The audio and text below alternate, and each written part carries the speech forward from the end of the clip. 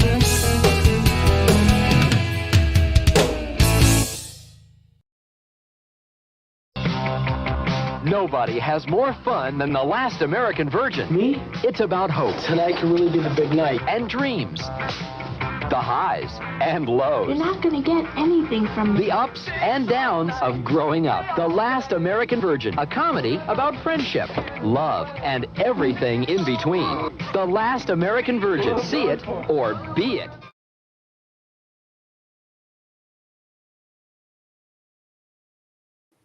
Well, good morning, good afternoon, good evening, and good golly, Miss Molly. Welcome to the latest edition of the Canon Film Club. Look at this t-shirt. Isn't that That's good? where it's at, bro. Everyone's going to have to get one of these. I'll have to do a member giveaway of one of these if I can get a few more members. Right. Memberships are available, everybody. Well worth it. Get great emojis, a nice little gift to you at the high level that I send out to everybody. And there will be, the more members we get, the more we can do member streams and member-only videos and giveaways. I get lots of little paraphernalia, stickers and stuff, and plectrums, but a t-shirt giveaway would be good. So let's see if we can get a few more memberships. There's the business part of the show. Over. He has promoted. Thank you. So like, share and subscribe, all that great stuff. Welcome anyway to the latest edition of the Canon Film Club, where we talk about all things Canon films. I am your host, That 70s Rock Fan, and today, whether you're a returning Canon Film Club viewer or a newcomer, you don't want to miss this stream. It's going to be a lot of fun. So let's get started. Today, released in 1982, The Last American Virgin is an American, funnily enough, coming-of-age film written and directed by Boaz Davidson. The movie was set in the suburban sprawl of 1980s Los Angeles, has a vibrant new wave soundtrack and a very, very distinctly American teenage vibe. But while it initially presents itself as a raunchy teen sex comedy, such as Porky's, the film takes a little bit of a sharp, darker turn into more poignant territory, culminating in the famously bittersweet ending that has cemented its status as one of the standout movies of that genre. So today we're going to dive right into all that and talk about all that stuff, show some stills, talk about the people involved, show a few little clips. So let's get started. Welcome, gentlemen, to the guys who've made this show what it is today, one of the least watched live streams at this time slot. Lie. He is I'm lying. just kidding. The guys that have been here stuck with me through all this stuff, and I so appreciate it. Joe, how are you, mate? I'm doing fantastic, man. We were talking pregame, and I was trying to think of a way to explain this movie to people, and I said it's the Martin Scorsese version of Fast Times at Ridgemont High. It's more realistic than most of the films in this genre. It really is. And, It is. Yeah, it's Good point, mate. got a killer soundtrack. I think you pointed that out last week when you were promoting the show. It does have, and we'll talk about it. Cannon spent the money on the soundtrack. They definitely did. That's where you can tell every penny was spent on that soundtrack. That's right. All four of them. All 4 pennies were sitting there. No, thanks for joining me. Tim in the chat is pointing out that 1982 was the year he was born, so he grew up with this movie. There you go. It's probably left a lasting impression on him. Imperitus, my friend, how are you doing? Oh, I'm doing all right. Just wish the weather would make up its mind here, but other than that, oh, you're the same as us because we had snow yesterday. It hasn't been that bad, but like Saturday, it hit damn near 80 degrees when I went to work, and when I got out of work, it was 50 degrees. They're trying to kill you. The weather's Spring in the trying to north kill has got to be a pain in the ass. It's got to be. It can be, yeah. Well, it's like still below zero here, but like in 3 days' time, it's going to be up to like 20 centigrade. So it's just going to go bang the other way. But that's fine. I need to get the shorts on. My legs are pale and. If you live where I'm at, we have 2 seasons: January, February, and summer. Summer. Well, I used to live in Dallas. It wasn't that different. Anyway, thanks for being here. I appreciate it, buddy. Oh, yeah. And also with us is our dear friend who's in a new environment, I believe. He's successfully moved to somewhere in a jail in El Salvador, was it? I wasn't quite sure. Well, we weren't going to say that one out loud. Pope Metallicus the first. How's the internet in there? Not great, but we're working on it. Good to see you, my friend. I think you've probably got a lot to say about this movie. I mean, this is one. A little bit robot-y. Hopefully, we won't lose you too often, but we'll keep giving you the space to try and unrobot. But yes, you guys being American, you would experience this upbringing. This was a little before my time, but pretty similar. It's the American way of growing up, apparently, according to movies. According to movies, yeah. I mean, look, we'll get into it as we talk about the movie itself. But there's a character in here that breaks every rule of the bro code. He does. Oh, yeah, and he pays for it in the end. He does. He does, and he deserves to. He does. Yes. I believe he deserves that thing. What a dick that guy's. And I don't mean the guy that gets the girl. It's the guy that thinks he's getting the girl. He's going to get the girl, right? Yeah. What a dick. But anyway, so before we go any further, though, I do want to pay tribute to Richard Chamberlain, who passed away yesterday. Actually, it was Saturday. It was announced Sunday morning. And obviously we did that great stream, a really enjoyable stream on King Solomon's Mines, starring Richard Chamberlain, and then he made the follow-up, Alan Quatermain in the City of Gold, Lost City of Gold, with Sharon Stone there. Fantastic performance. He really did embody Alan Quatermain. So a great canon movie from the gentleman, as well as all the other great stuff. So R.I.P. Richard, thanks for all the memories. Did put a pinned link in the chat to that stream. If anyone's new to the show, you can click on that and go watch that one as well. And R.I.P. Richard. So yeah, he, let me tell you, one of the first streams I did with you was Towering Inferno, and that's that's one of my favorite movies. He's the guy in the movie that caused the Towering Inferno by using cheap materials to build the building. This guy, I remember him so much I really call him the father of the miniseries because back in the late 70s and early 80s, he was in every major miniseries. Oh, God, loads of them. Began in television. Of course, he was Dr. Kildare and Shogun. We'll never forget that one. The Thornbirds. That's the one the girls Centennial. liked a lot, But a little trivia, guys. Don't forget, he's also the first guy that ever played Jason Bourne. That's yes, right. In a miniseries on television in the late Dr. Kill Patient, according to Deep. Dr. Kill Patient. That would be a great show, Dr. Kill Patient. Right? So if he was the father of the miniseries, there was no mother. No, there was no mother. No. So, but he was a fabulous, and by all accounts, a great guy, a great gentleman. Mm-hmm. Didn't shout about things, which we all appreciate these days. The girls all loved him, but they never had a chance, did they? Yeah, but he was a very professional actor who put the Three Musketeers movie. Watch that one, the 1973 one with Oliver Reed, and it's a great movie. He's very good in it too. So R.I.P. Richard.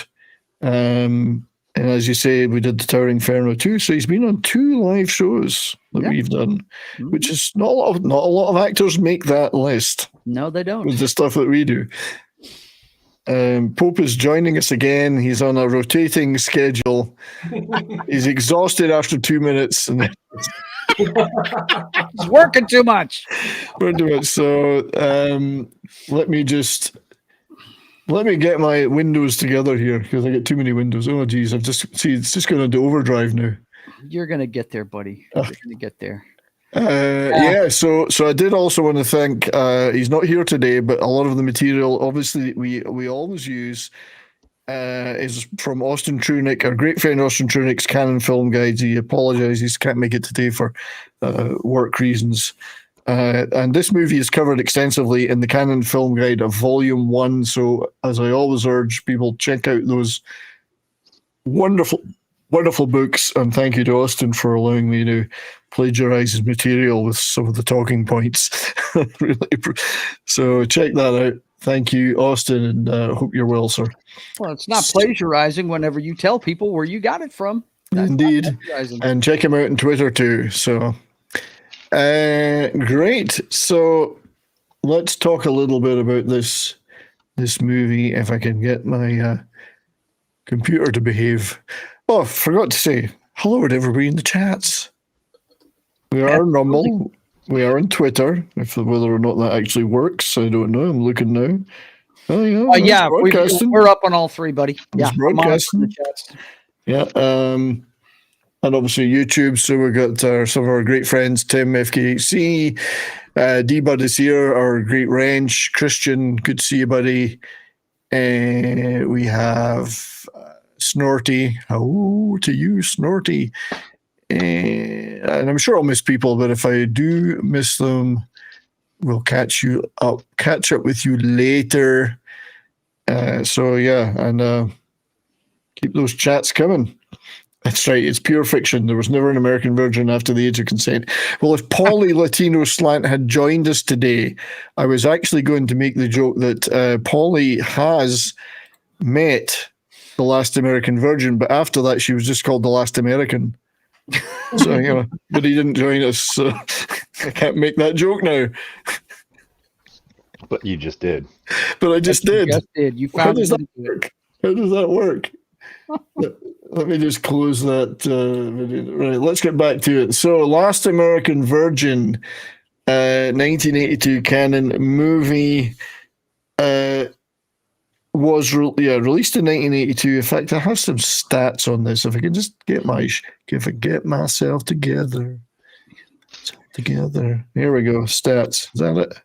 Released on July 30th, 1982. A month before Fast Times at Ridgemont High. I think they were working hard, like Canon always did, to just beat something. Get in under the wire, yeah. This is Queen Glamazona is here. Good to see you. Yes, this is the movie where they all got crabs. Yes. Should have been a little bit more careful there. Hello. No published budget available, which isn't unusual for Canon. Whatever money they'd got for pre-selling it was already gone, so who cares? But likely it was under $2 million. But for comparison, Porky's was made for at least double that. Mm-hmm. Although that did make more money, was in more theaters and made more money. Domestic box office of $5.83 million on this in 158 theaters. Limited overseas release. Now, I don't recall it ever being in the UK cinemas, but there is a UK poster for it. So it must have had some kind of release in the UK. I didn't see it until it was on VHS years later. I got to take this. Sorry, I got to take this chat off the screen. There we go. So I would imagine like it's one of these movies that was all over video rental stores in the 80s. So probably a very steady business for Canon on that. The 19th Canon release of the 1980s. That's 2 years, 19 movies. Wow. Other releases that year: Death Wish 2, Lady Chatterley's Lover, and That Championship Season. So quite different. Quite a lot of different stuff there. In fact, a little violence, a little adult content. Yeah, let me just take the stats off the screen. There's those movies. Sylvia Crystal, of course, was in Lady Chatterley's Lover. And she made a few other Canon movies. She was their go-to soft porn star. Then, of course, we had Death Wish 2, which we've covered on here. Yep. Oh, yeah. And That Championship Season, which could be seen as a pretty heavyweight movie when you look at the cast. So, oh, my gosh, look who's in it. I mean, Bruce Dern, Stacy Keach, Robert Mitchum, Paul Sorvino. I think it might have been Mitchum's last movie. But so they were doing some interesting stuff.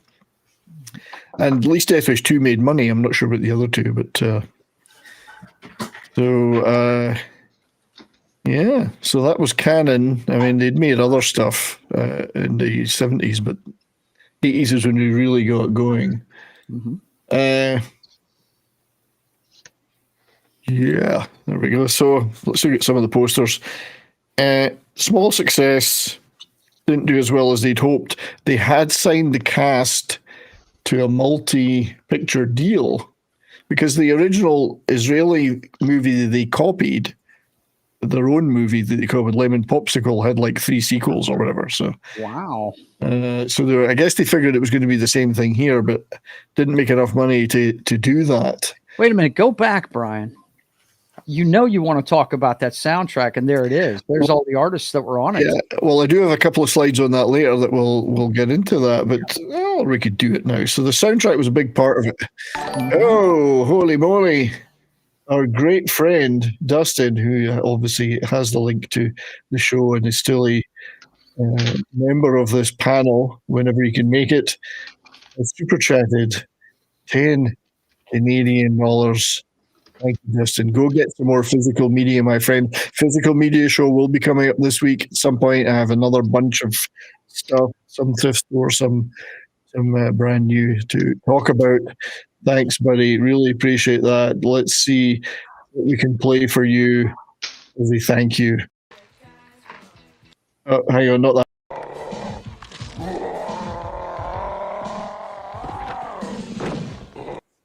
So that's for Dustin on a keto diet. Yeah, that's what he's going to end up looking like after that keto diet. He's going to be able to huck those girls right over his shoulder. Yeah. So, thanks very much for that super chat, mate. Really appreciate it. I'm not one. I mean, a lot of channels really press that stuff hard with goals and blah blah blah. I'm a little bit shy at doing that, but it does help. Trust me, it does help keep things going here. Soundtrack, yeah. Well, let's jump ahead. We'll talk about the soundtrack because I do have some. No, if you're planning on talking about it, go ahead. I just noticed it was on the poster. Let's do it now because it's a big part of it. So, if I can just get my fingers to work, there we go. So the soundtrack album contained these tracks. That's the ones that ended up in the album. There are other tracks in there. So some big hitters in there with The Police, obviously, and The Cars, and U2.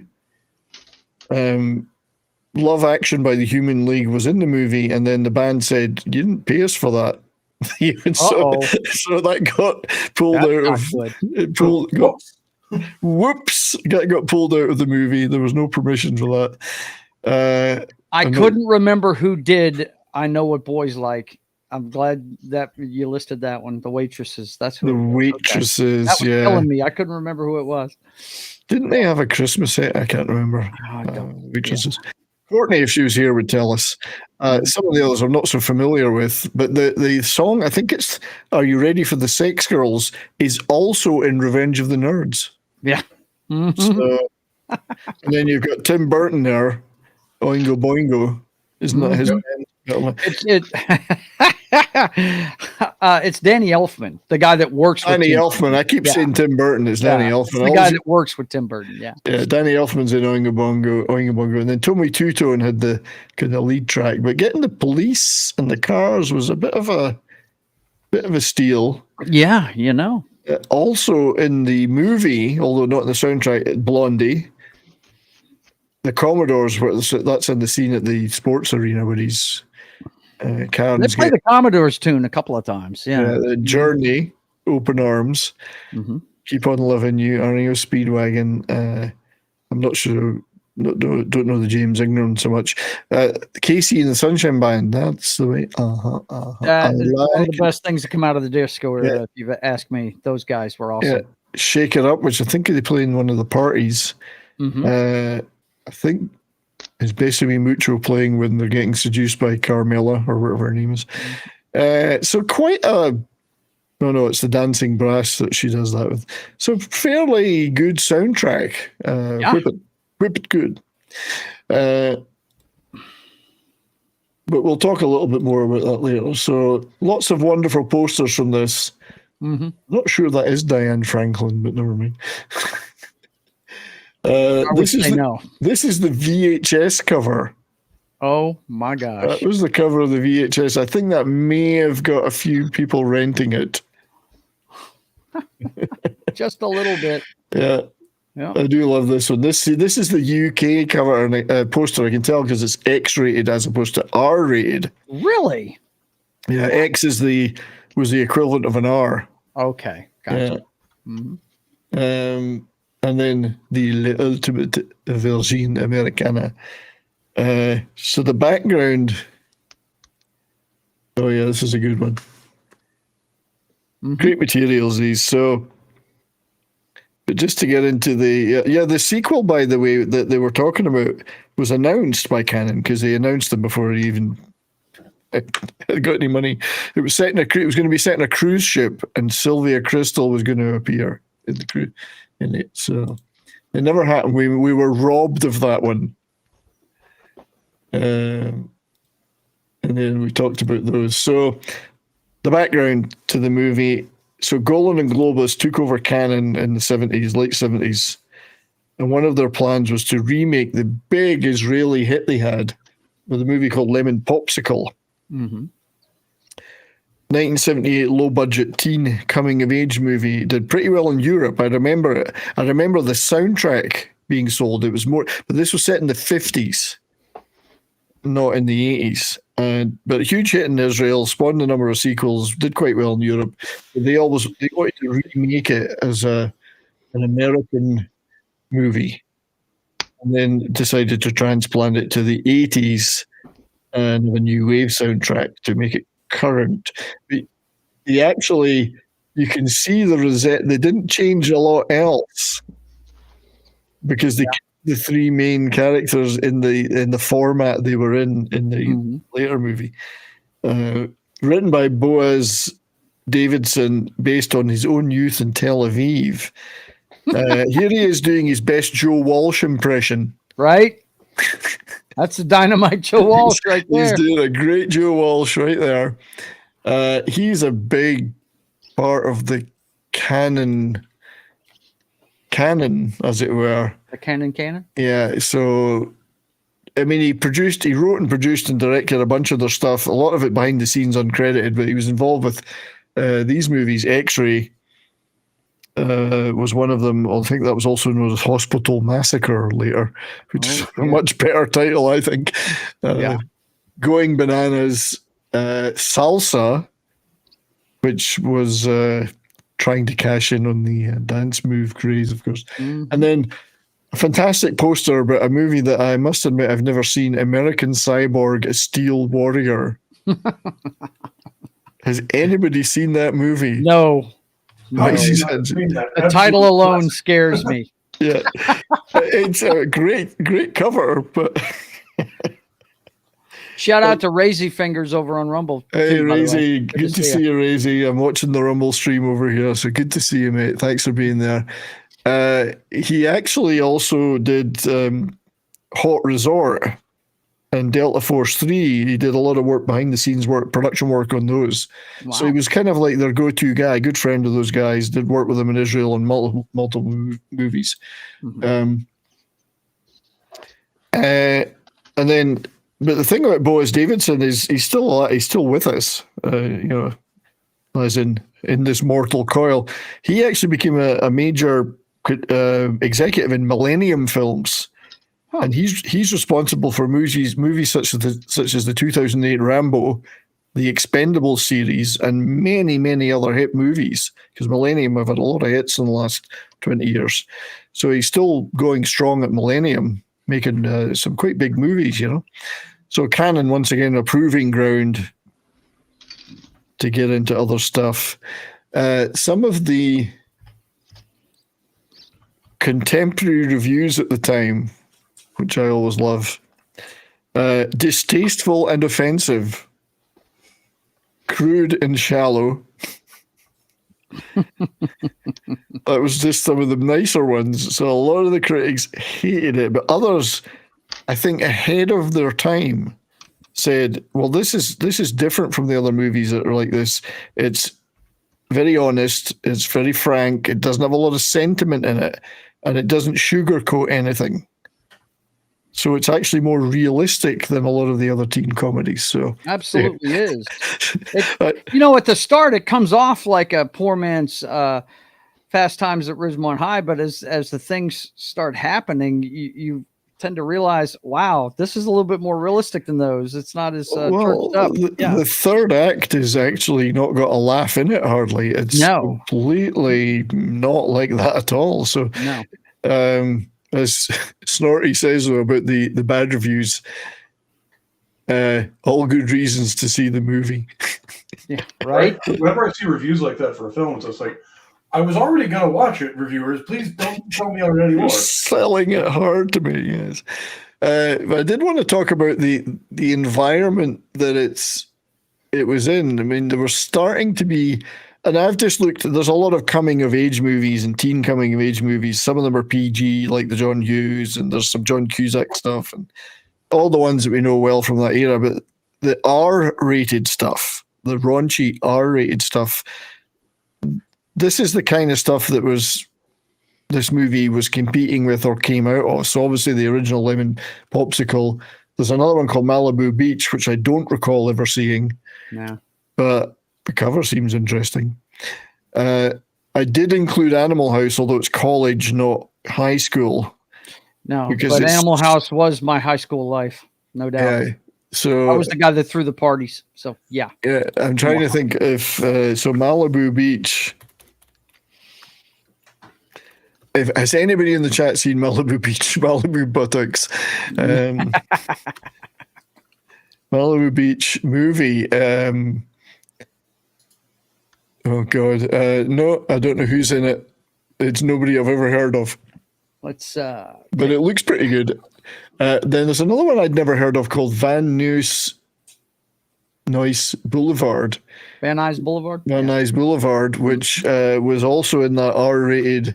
This one was more focused on cruising up and down that street, obviously, but these were all just before this movie. So there were starting to be some of these R-rated comedies, teen sex comedies coming out.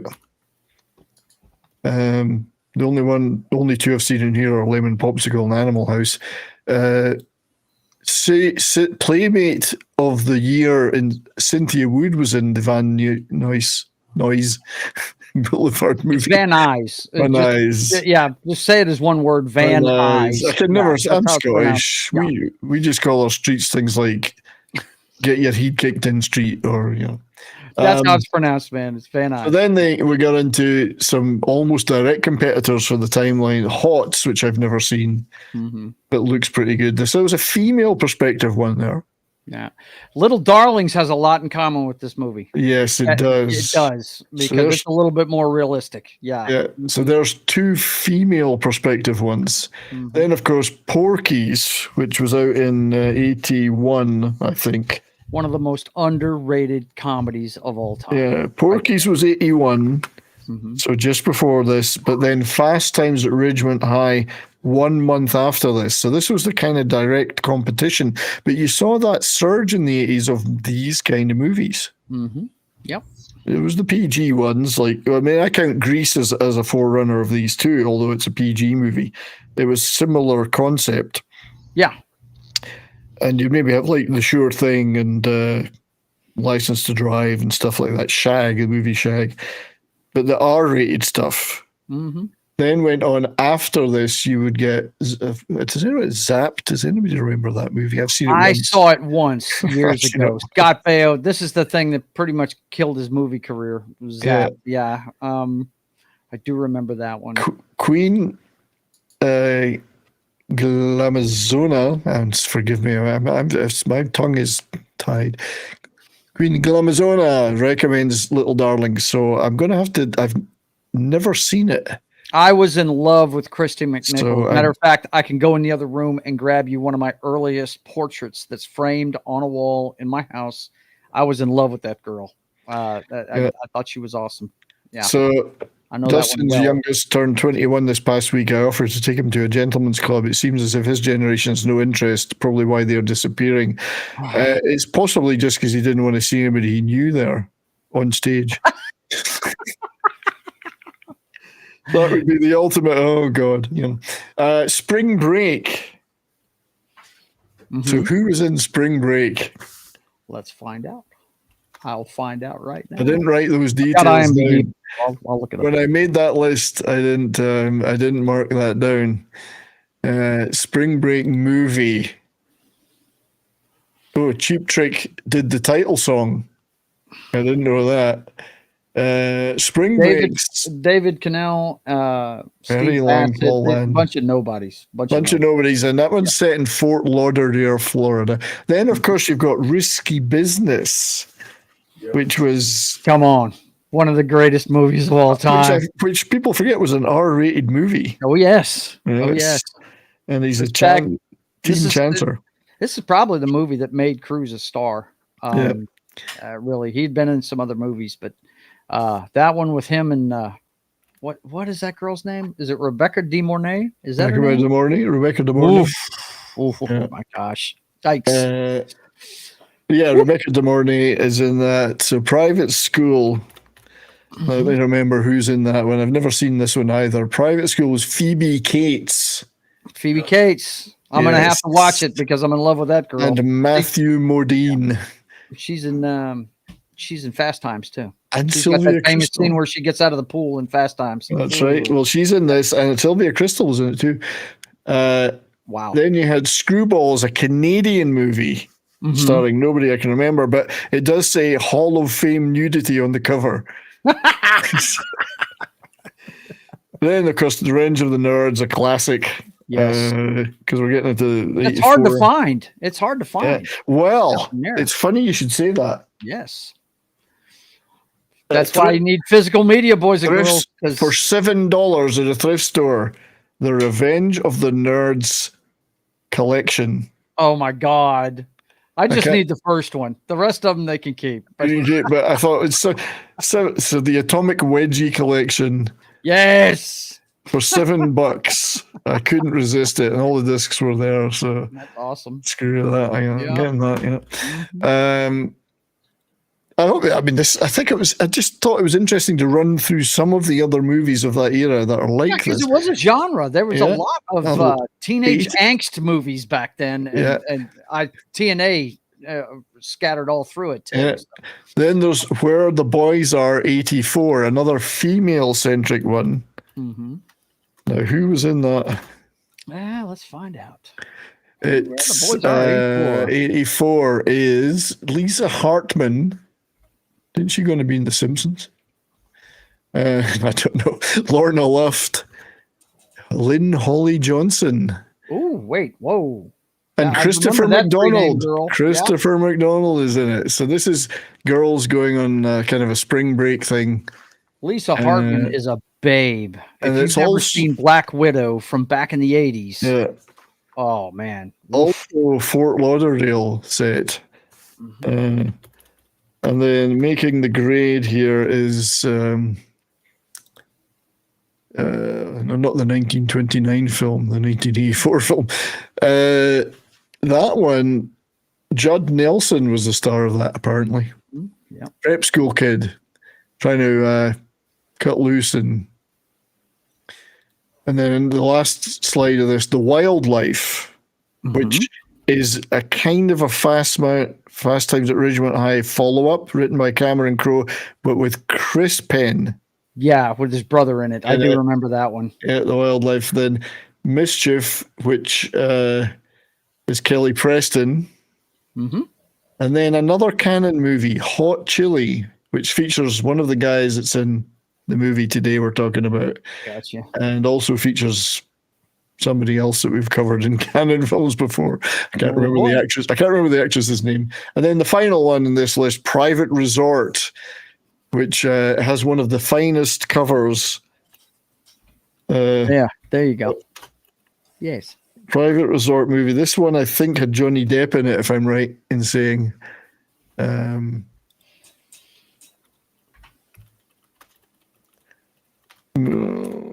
Private Resort. I didn't write all these down, unfortunately. Just I'll look it up. Private Resort movie. I can't seem to find it here, but I'm pretty sure it's Johnny Depp.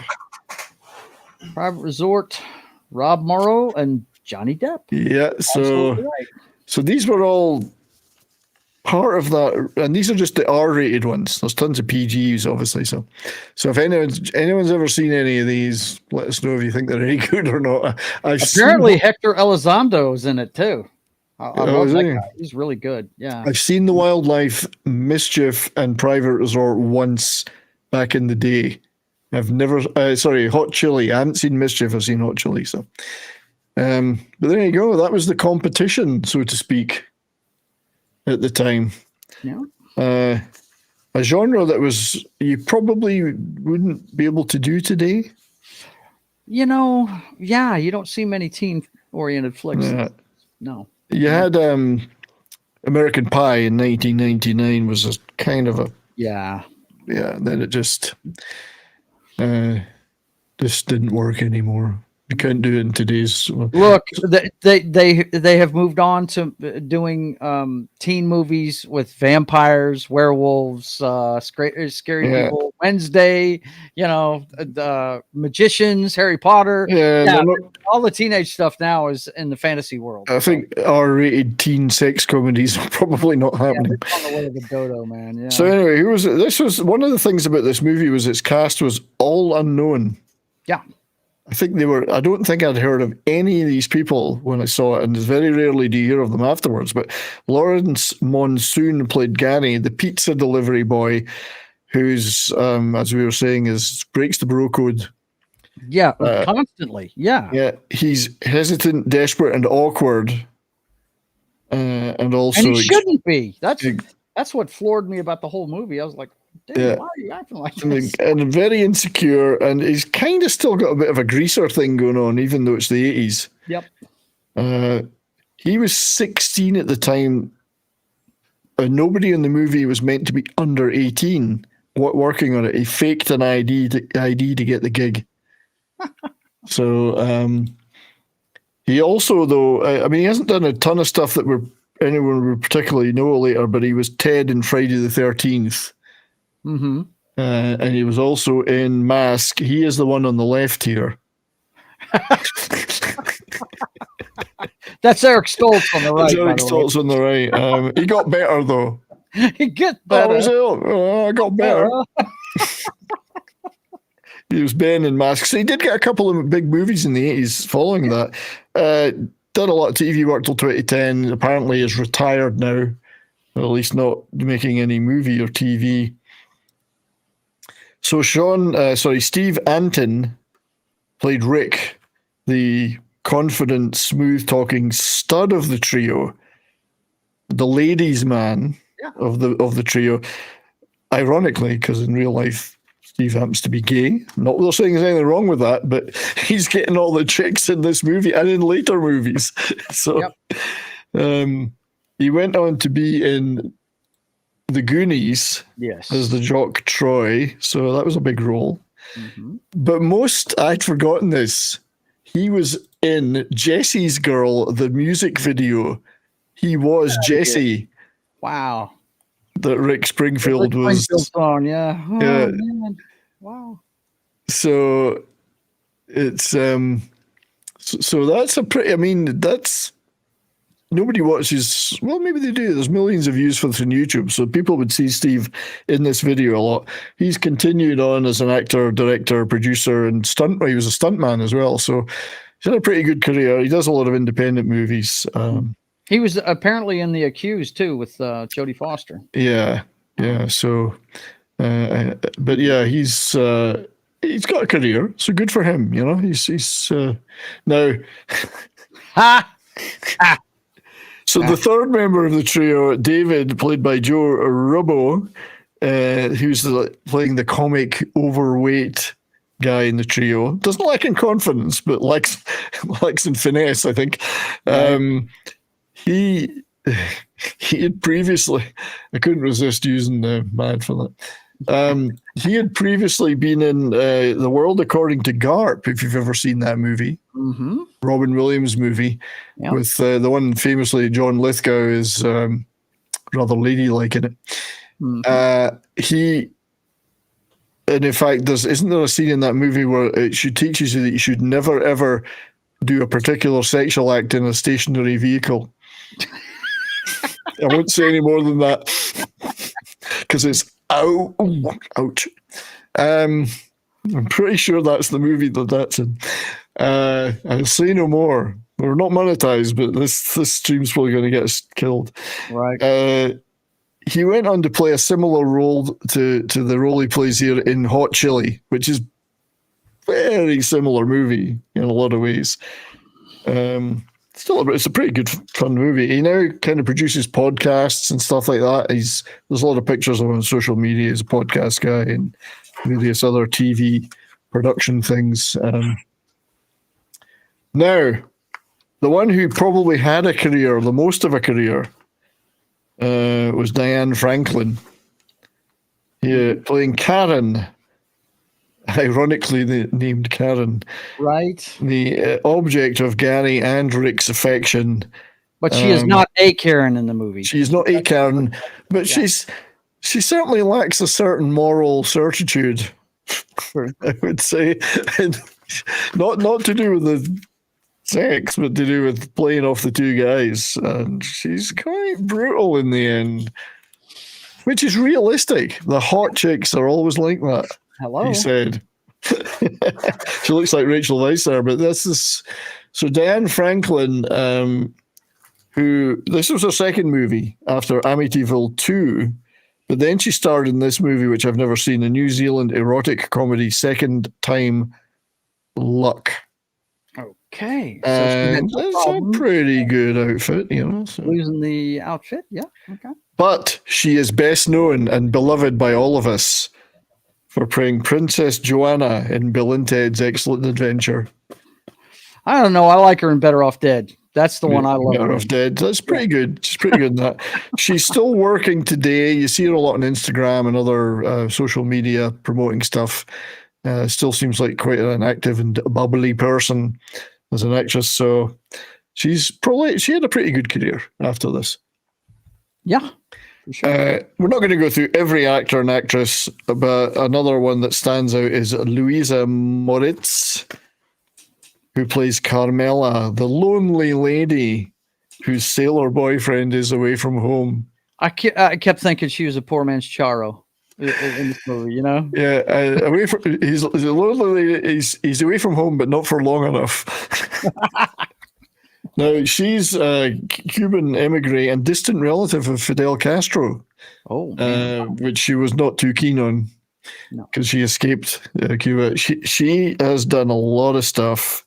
She was Rose in One Flew Over the Cuckoo's Nest, Remember the scene where she's dancing with Danny DeVito and whatever. But also, we've talked about her on this show before because she was Myra in Death Race 2000. Wow. So she was Sly's partner in this. She's not averse to getting losing her clothing as well in movies, which I'm looking at her IMDb page, and they have some great pictures of her on Roland Martin's Laughing.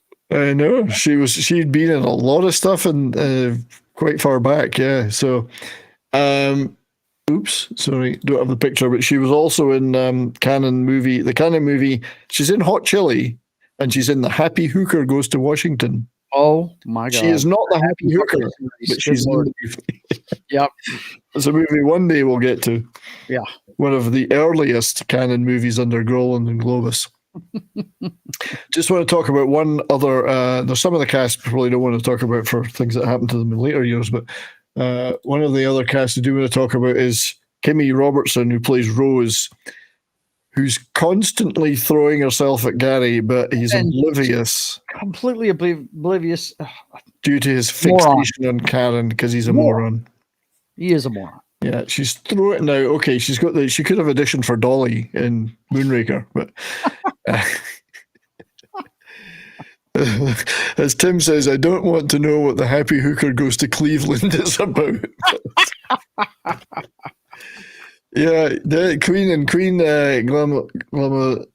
Glamzona. Death Race 2000, which we did an entire stream on here and we loved it. We love that movie. It is a classic and not to be confused with the later one, which is very different. So that's the principal. Well, actually, she turned up in, I remembered her from this, which was Twin Peaks. She played the receptionist in Twin Peaks. I think she was just about every episode she was in. So she's probably best known for that outside of this movie. The DP here, though, the cinematographer is Adam Greenberg. Again, worked a lot with Golan and Globus, worked on all those Israeli movies like Lemon Popsicle, then did a bunch of Cannon movies, 10 to Midnight, which we've talked about on this channel, Over the Brooklyn Bridge, The Ambassador, but he went on to be the DP on things like Terminator and Terminator 2, Ghost, Rush Hour, tons of big hits. So again, Cannon being that proving ground for some of these guys. And really, we talked about the soundtrack. There's a very small copy of it. This soundtrack was quite popular, and it's in this, even in the movie. I don't recall seeing the movie in the UK at the time. But I remember seeing the soundtrack in stores, so it was quite half the artists listed there. I had the albums with the songs on it. Yeah. It was definitely a mixtape of the time period, no doubt. I think it's a genuinely great soundtrack for that period of the 80s, absolutely. And funnily enough, on the movie, I think Cannon spent like 30 to 40% of the movie's budget on the soundtrack. Yeah. And they mixed it in stereo, which wasn't always the case for movies even then. So for them, that was going a little further for them than they normally would have. Yeah. So so that was a big part of the success, or at least the movie was well known, even if people hadn't seen it, partly because of the soundtrack. So that's kind of the background to the movie and some of the components. I didn't really want to belabor that anymore. We'll get some stills going and just kind of chat as we do on this show. That's the format. So, so let's. Oh, TZ Burton is over on Rumble too. Good to see you, TZ. Thank you for everybody for being over there. We are going out on Twitter as well. Yeah, those on X, if you know how to use the chat, I'm in there. Holla. I have no idea. How do we use the chat on there? Well, I'm in there monitoring it for you.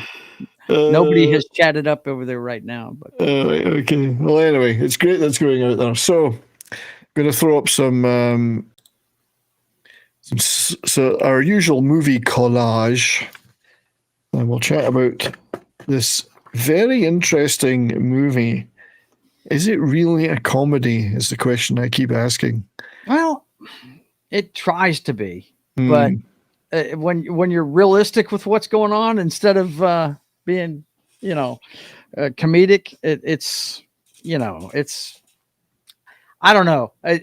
I just, as I watched it, every move that our hero makes is the wrong one. It's just, he breaks the bro code on so many levels, man. It's just I do love the pink pizza, though. I mean, that's just what a vehicle to drive around in. Now, this is Southern California, suburban Southern California, 1982. So the setting is great, and there's all sorts of little bits of trivia in the background. If you were born and brought up there, I expect you'd be going, oh yeah, I remember that or remember that. Mm-hmm. So they captured all that stuff really well.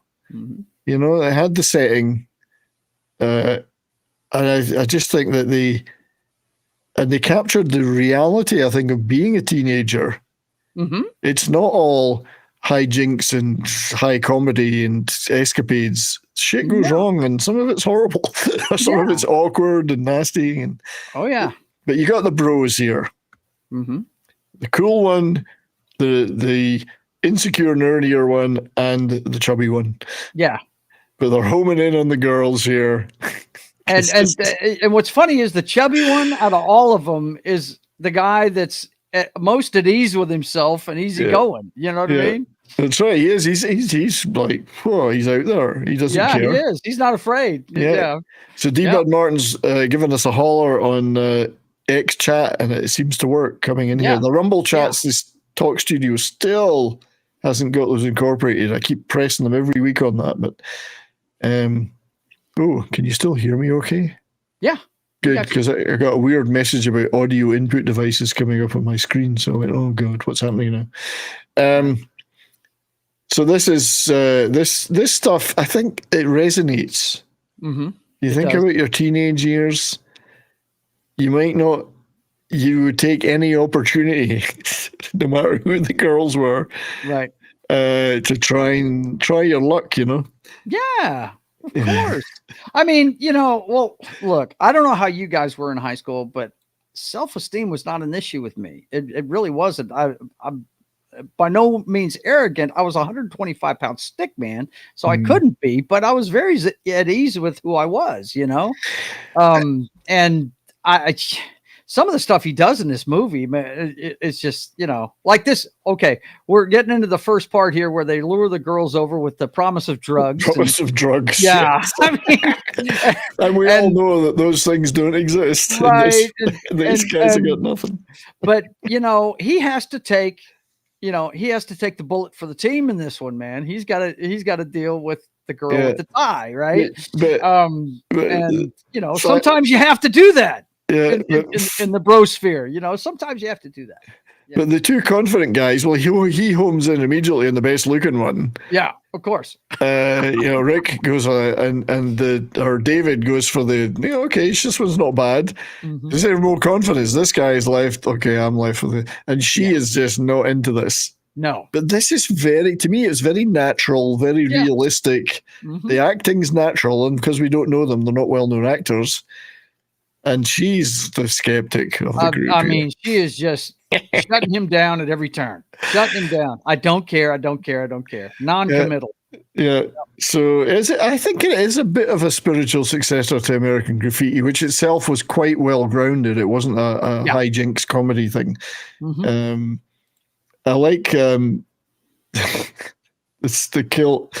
This kilt in the sport. Well, I didn't go to high school in Canada. It was in Scotland. So I don't recall anybody ever wearing a kilt at high school, though. We just went around naked the whole time. The third choice. Well, you can tell Miami Vice was still on television the way these guys are dressing. So, Yeah, so the chats are coming in on Twitter now.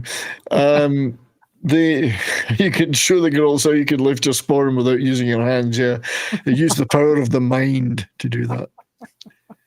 So, Yeah, it's quite naturalistic, this, but the best Colombian I've ever Right. had. Well, These girls don't know shit NutraSweet, about was it drugs. NutraSweet or something? Yeah. This stuff's funny, but it's done in a more naturalistic way than something like American Pie, which I think was a little bit more Yeah, it's not over the top. fantastical. This is a Yeah. little more realistic, yeah. But they've got all the attitudes you would expect. I mean, the girl here is like, oh, I don't know if I can get naked in front of you and whatever, and go outside, count to 100.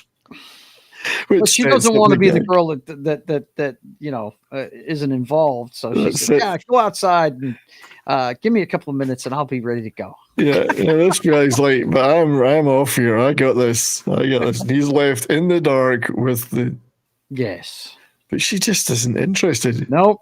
She's more interested in that bowl of chips. Give me the chips, yeah. Oh. Yeah, we're going to see him a lot in these slides. We're going to see a lot of Mad, yeah. And this whole sequence is great. It's called acting, yeah. This whole sequence is fantastic because he slides and it's that awkward. Oh, you remember when you were a kid? Oh, do I touch her? Do I hold her hand? What do I do? You know, he's got that. Slides over there slowly, tries to put his arm around her. Oh, yeah. Meanwhile, this pair are doing whatever it takes to. Dude, yeah, he's ready. Whatever. He's outside. Yeah. But what's funny is, the slide with Mad. I don't know if you remember what the girl says. She says, "I'm not on the pill." And he goes, "Neither am I." Yeah, that's right. Neither am I. That's a funny line. Yeah, very convincing kiss there from the definitely heterosexual lead. Right. As it turned out later, he wasn't, but he was. You couldn't tell. His acting is great. Yeah. Yeah. Smilex has never seen it. Oh, you should watch it. It's very different because it's not all comedy. It's certainly not. No, it's especially the third act, like he said earlier, it takes a dark turn, this movie does. And there's where things go to shit because his parents come home early. Yes. Now, we've all experienced shit like this too. Oh, yeah. It's very realistic. Oh, yeah. It's extremely embarrassing as well. But I couldn't do a lot of. I've got some video clips, but they're all extremely short because MGM's pretty tight on this. Everything I'm going to show here is less than 9 seconds long, which is about how long their ardor would last at that age. That's it. Would you like a chip? What? A chip. Would you like one? And then he goes for because those bras were impenetrable. Mechanisms work.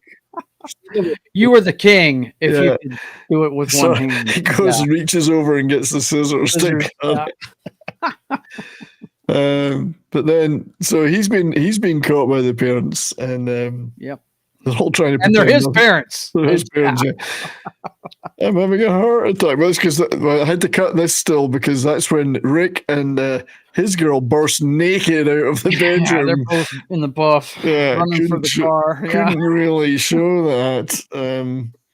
I want these tramps out of here. That's funny.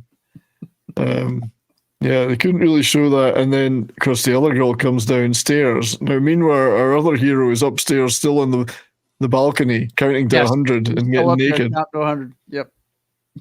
They all rush out to the car half naked, except for our hero, David. And Gary has run out of his own house. This is what I find funny. He's run out of his own house. Yeah. His parents didn't stop his house. There's homeboy over there. So, this is the funny stuff in the movie. It's set up really well. He's lurking out there like he's in a horror movie. He's no idea what's going on. She's trying to get her wits about her. Yeah, and then he goes away. I'm not even sure they're sleeping in the same bedroom. No, they are. She sent him to get aspirin. And he's reached 100. And then this bit was so good. He has no idea. Yeah, he thinks the blonde's in the bed. Yeah. And it would have been funnier if she'd actually gone for it, but she didn't. Yeah, right? No. What are you doing here? Tell me. Oops. Yeah, so it's this. How? Spencer, what are you doing here? What am I doing here? What are you doing here? Oh! And the funny thing is, she thinks it's her husband and she's still pissed off. What want to do that right now. That's right. She said, "Not now." Yeah. Yeah. Don't do that. Man. That's messed up. It's messed up. Yes, it is. It's slapstick and it's crude, but it's funny. But, Sweet and Low was the substitute for the Colombian marching powder. It. Sweet and low. Yes. So this is their first set of. Now, Rick, I don't know how far Rick got there. I think he got all the way, but Rick's the successful one. Yeah. No doubt. Oh my God. Here we go. Victor. This guy. Right. So this is Victor, who's got some unexpected attributes, apparently. Yes, we find out here. This we can't show, but yeah, is there a peephole at the end? This is the Porky's moment. Yes, he's checking out the female locker room. Yeah, I don't think we have to see through into it, but there's supposed to be a peephole. Yep. And then they have something which I can guarantee would never have happened at my high school. Never would happen in my high school either. I'm like, no, there's no way. No one's measuring anybody's. They all pool their money, and whoever's got the biggest dong wins the pot. Dustin's looking for the link. Sorry, Dustin, didn't. Maybe I made a mistake with the link sending out. I will send you the link, my friend. So let me just take care of that while we. But yeah, this would never happen. No. That shit never went down. No, there's no way. Only in America. No, not in America. Let me repeat, not in America. This is Hollywood fantasy right here. Yeah, let me just make sure Dustin is in the correct group. I may have sent it to the wrong lineup. Yeah. There we go. And we can't. Dustin, find out at the end of this one that Mr. Peeping Tom is hung like a mule. Yes, they're trying to debate whether to give him the extra half inch. And it was pretty impressive as it was, but no, he's got to have the entire measurement. Do it again. Yeah. So I think, Dustin, I've added you to the group, and I will repost the link. Sorry, I set up a new DM group. My apologies, my friend. You should see that DM group popping up. So we can get that to you, and I'll also send it separately. Yeah, do this stuff live. I'm sorry, I'm laughing at Snortopoopus. He's quoting Porky's. What's he saying? Anyone seen this prick? That's right. But I mean, this is the weird part. Like this movie. Now, Sean is obviously happy about this, the actor, but right. Yeah. Yeah. I had to be very careful with this movie, which scenes could be shown as well and which could not be shown. Hey, Dustin, good to see you, mate. My apologies for you not getting the link. That was my oversight. That's all right. That's all right. I was sitting there typing out, talking shit. I figured I might as well come and talk shit in person. Yeah, I've been fiddling about with all the various DM groups, so trying to sort them out because I had too many. So sorry, mate. But thank you for making it. Glad to see you. Has anyone seen this prick? So a literal dick measuring contest. Yes, absolutely. And then Mad makes another appearance. This would be his favorite part. Measure it again. It's his favorite part of the movie. Do you want to give him the extra half inch? And this is Victor, the nerd, the real nerd. Mm-hmm. And then he wins, so they dunk on him. Yep. I think I might actually even have that clip, as I say, a little, very, very short clips.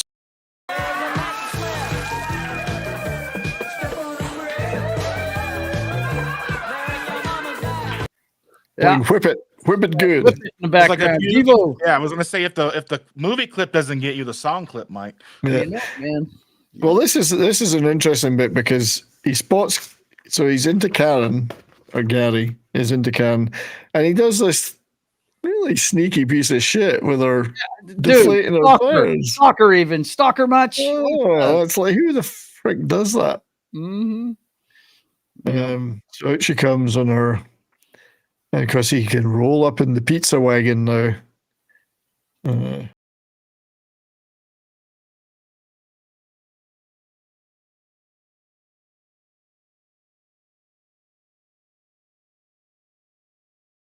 He didn't do that was run right over her in the car. But I was beginning to wonder if he was going to. so he's a real simp stalker.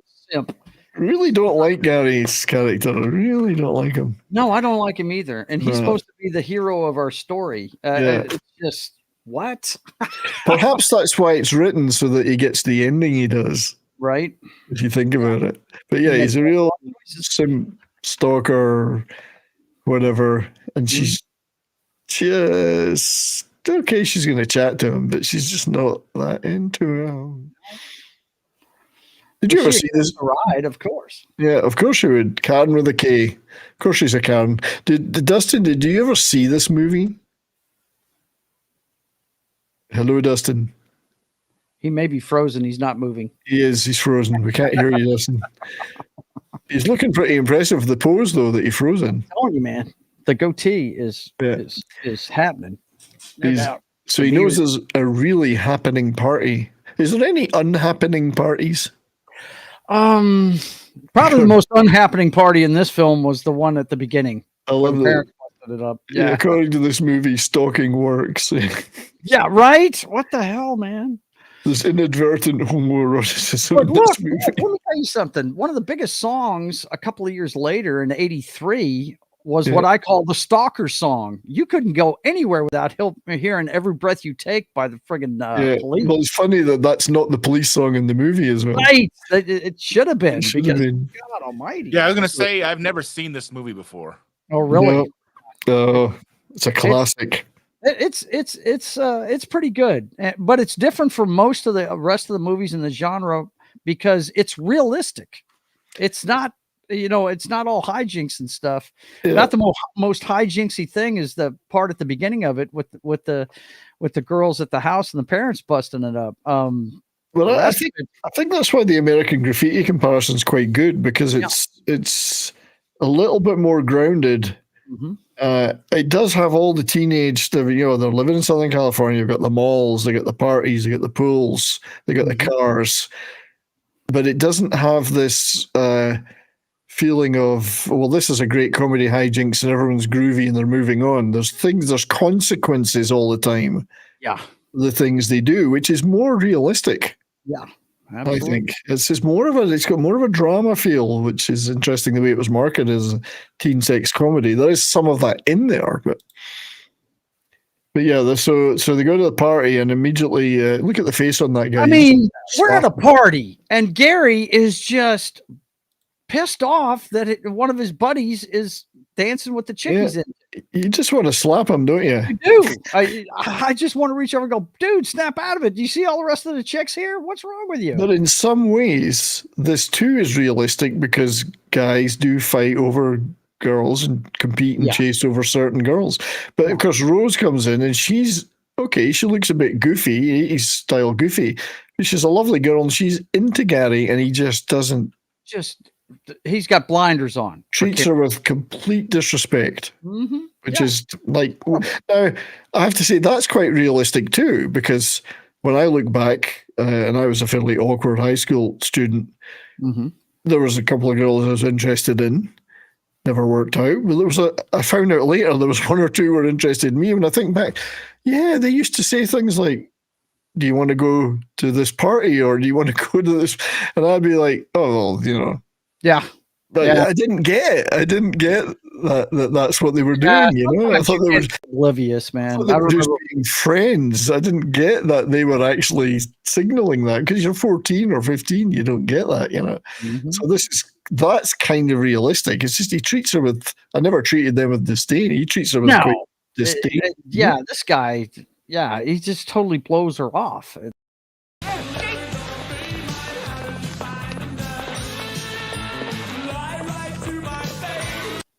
So does that remind you of is that an 80s party in LA? I wouldn't know. I wouldn't know. I wouldn't know. D-Bud Martin's using my house, that's for sure. When I was in high school, no doubt. D-Bud Martin's using the sheep emote. I have lots of emotes, for members. I'll give you the whole selection right here. Only 99 cents for a flock membership. $2.99 for the groupies and $4.99 for high stickers. So, and Joe, thank you for being a member, Joe. Oh, always. But yeah, The anyway, original member, man. You are the original member. That's right. You were my first member. You never forget your first member. Watch it now. Let's change the subject quick. So yeah, this. He's just totally glaring. How can you have a good time at this party? Just sitting there, just. Well, it sours everything about it from now on because that's all he can think about. Mm-hmm. And the jealousy of his friend, supposedly his good friend. Yeah. Look at him. I mean, his face you can slap, but. Yeah, I'm telling you. Yeah. Oh God. And this is our hero. This is the main guy. Supposedly. If anything, David's the good guy here. The chubby guy. Yeah, exactly. Yeah. Yes, absolutely. And you can tell by this, and he does do something very realistic here. He gets absolutely hammered. Now that's all done at parties in that era. Yeah, absolutely.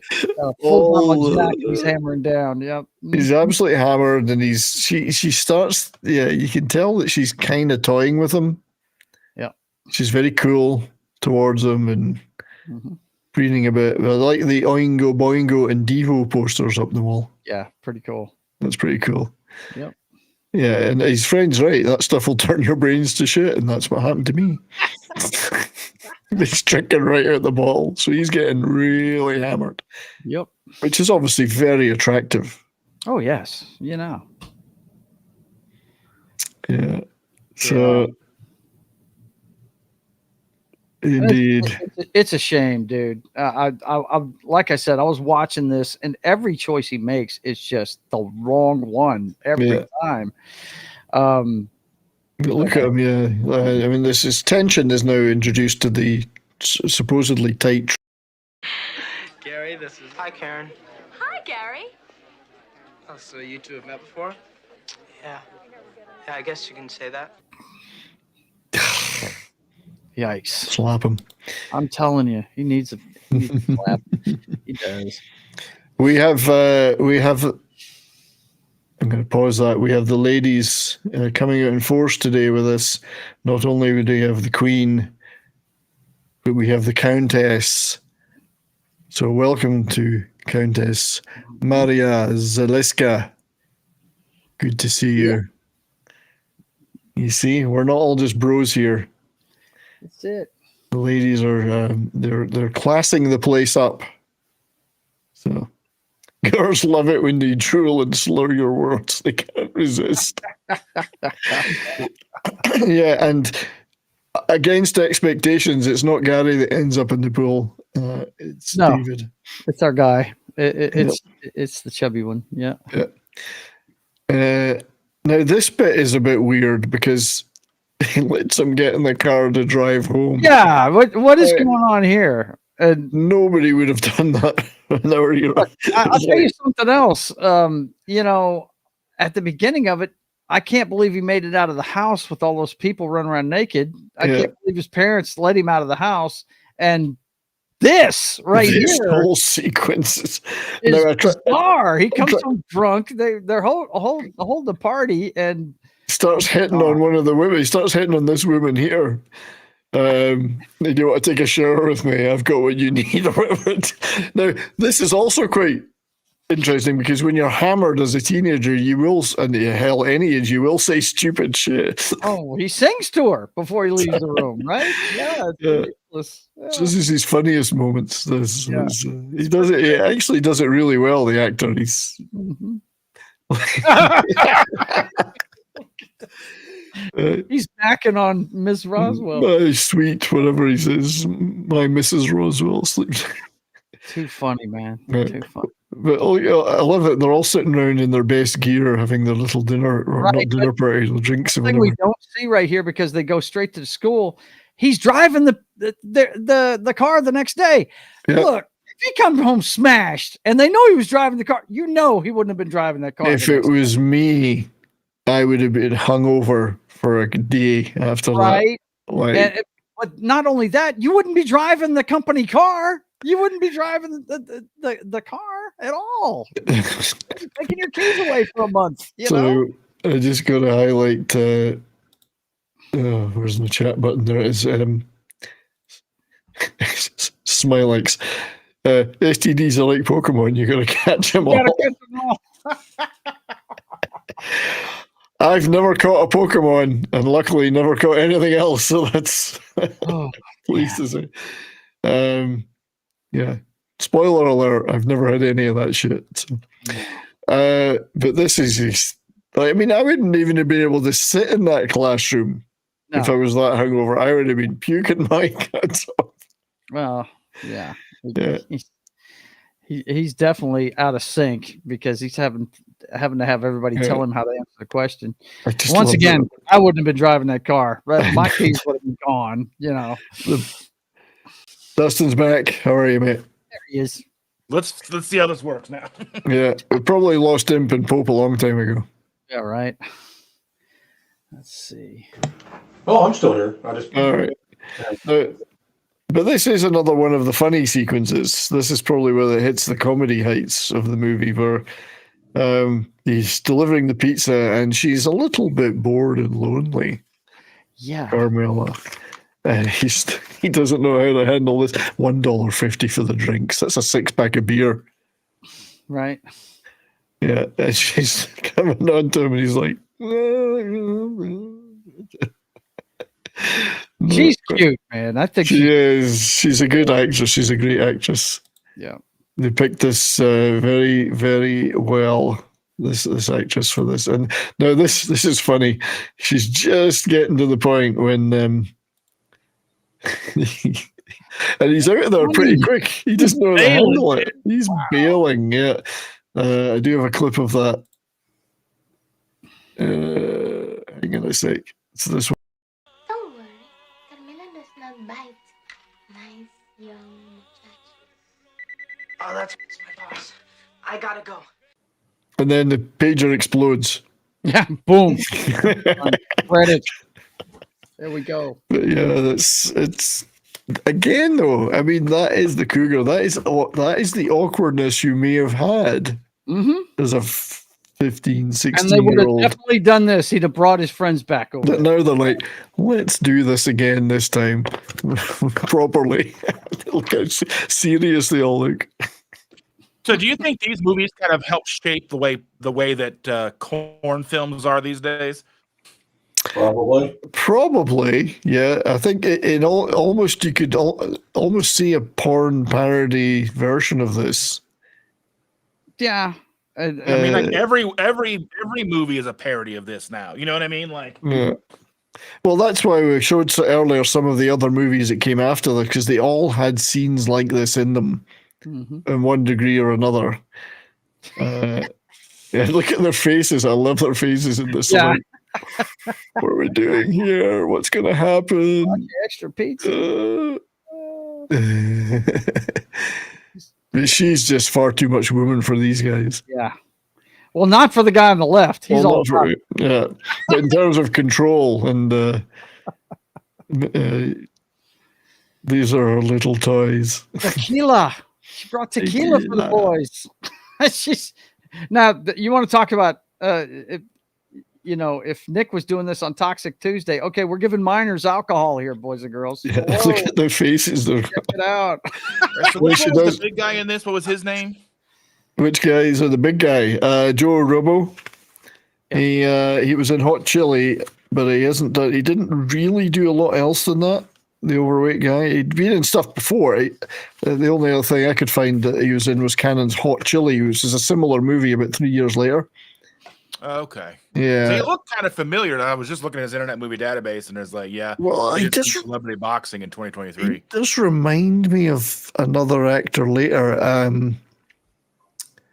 that was in some stuff like this. Another American actor, and it escapes me if it comes back. But he's like, these are the archetypes of many characters in these later movies, although they themselves were based upon the Lemon Popsicle original characters that they adapted for this. So I guess that movie could be said to be the genesis of all of these movies, the Lemon Popsicle. But she's doing the dance of the seduction.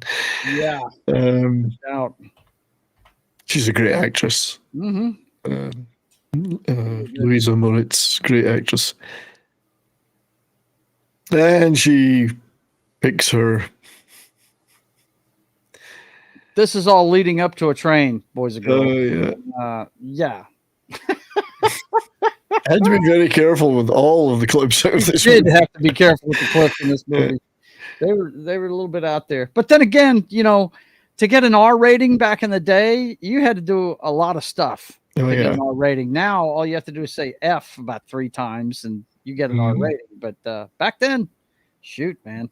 I just love David's outfit there. He's like what looks like it's some kind of Barcelona soccer top on. And, but then she makes sure she picks the hot looking guy first. Of course. And they head off to do their thing. I think I actually have a little bit of and he has to tell them to get their clothes off. I thought that was weird. I thought that was really weird. Well, I mean, who's going to sit out there with your clothes off, like in a waiting I'm not room? taking my clothes off until I get in that bedroom. That's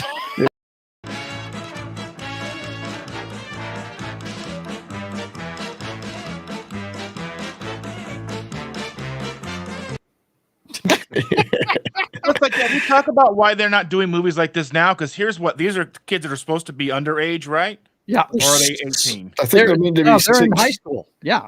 I think they might be meant to be 16. I'm not sure if they're seniors. Yeah. So basically, I mean, she's committing a felony, really. You know what I mean? Yes, like, I mean, absolutely.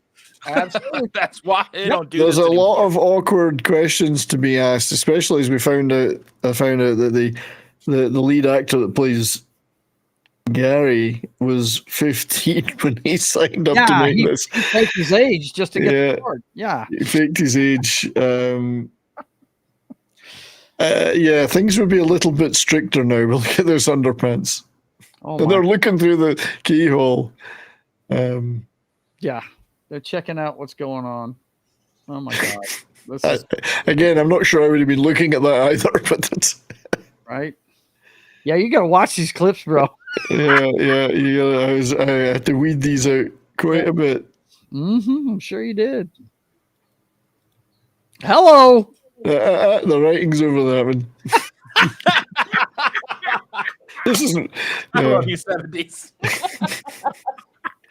I was supposed to have Mad on that one, but he never appeared. Man, this is funny though. He is Look, absolutely terrified. He's terrified. She's way too much for him. All right. She's got a fan in the way that time. Yeah. Mm-hmm. The fan was strategically placed. Now on my own here. Mad's face should definitely have been in that one. Yeah. Is it me, or does this guy look like Emilio Estevez with about 100 pounds on him? I mean, He does. He does look a bit like that. Yeah. And they're laughing their heads off. I mean, he's just a bit. He's not. He's the actor is not shy. And here comes the surprise. Coming home. She says intermission. It's like, was it 2 acts to this? No. Right. But yeah, he's Mr. Happy Sailor husband is home, and yes, it's time to bail. Time to bail, but this is my sailor Pecco. And everything's doing just fine. Yeah, she's got a fairly convincing argument. She's getting away with it. Yeah, boys from downstairs learning Spanish. Yeah. And unfortunately, David blows it. Yeah, he does. This is it. Chased out of the house. Yeah. Spanish lessons. That is all for today, boys. You can go now. Adios, muchachos. Sí, papo lindo. What a nympho.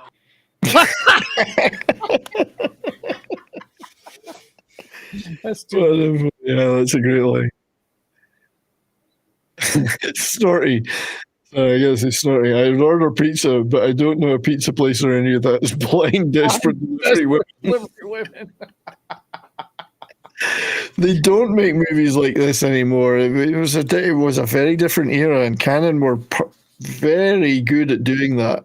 No. Exploiting those genres and trends, and sometimes in a fairly cheap and knockoff way. But this one, I think, is different. I think this one actually was somewhat above its competition. Yeah, it was a little bit better than most, man. Yeah. But once again, it wasn't over the top. it actually showed what would have happened in these situations. No doubt about it. It was a little bit more realistic. Yeah.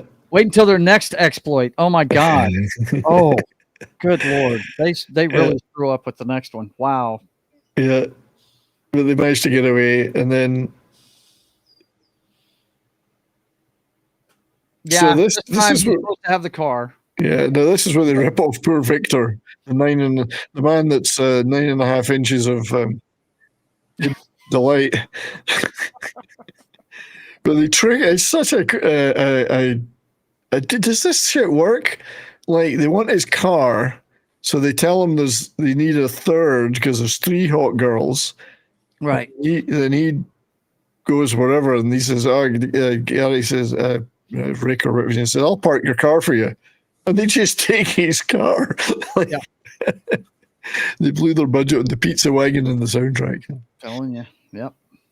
The Pepto-Bismol wagon. Yeah. Tim says, I see London, I see France. We all saw that guy's underpants. It was an Eiffel Tower. And again, this miserable Gary there could be having a great night here. There's a girl in the back that loves him. She's a cute girl. She's fun. But he's so jealous of his friend. Yeah. And it's very unbecoming. You tend not to root for this guy watching the movie. Yeah, you're thinking, come on, man, get a grip. Right. Yeah. I mean, his friend's getting a grip. Yeah, his friend's getting 2 hands full. You know, shit. Yeah. But then Victor's going to regret loaning him the car. Yeah, Homegirl is, finally pretty much attacks Gary and does it a little too aggressively and hits the brake release. Yeah. You think he would respond to that attack? Well, I guess he does. But yeah, they've strategically parked it just the wrong place. Right, where they go right down into the surf. Yeah. It's a California car. They can handle that shit. The risky business moment of the show. Our lead always looks like he's just over enough. He's over enough. Oh, that if you go back to that scene with all the sodas, that would have been somebody in New York if they passed that 20-ounce soda bill. Right? Yeah, that's true. Yeah. So he's looking for the key to the grandparents, Gary's grandparents' house, so he can get up to some shit.